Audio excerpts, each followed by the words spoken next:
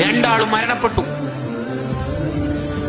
അവരുടെ എല്ലാം ഒരു ചെറിയ അനുജൻ കഅബന്റെ അടുത്ത് വന്നിട്ട് ദുആ ചെയ്യുന്നത് അല്ലാഹുമ്മ അഖ്റിജ്നി മിനദ് ദുനിയ മുസ്ലിമ, എന്നെ ഈമാനോടെ മരിപ്പിക്കണേന്നാ.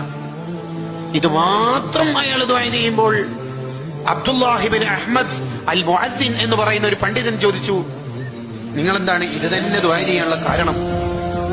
കാരണം എന്റെ രണ്ട് ജ്യേഷ്ഠന്മാരും മരിക്കുന്നത് ഞാൻ കണ്ടിരുന്നു. മൂത്ത ജ്യേഷ്ഠൻ 40 കൊല്ലവും അടുത്ത ജ്യേഷ്ഠൻ 30 കൊല്ലവും പള്ളിയിൽ വാങ്ങി വിളിച്ച ആളാ.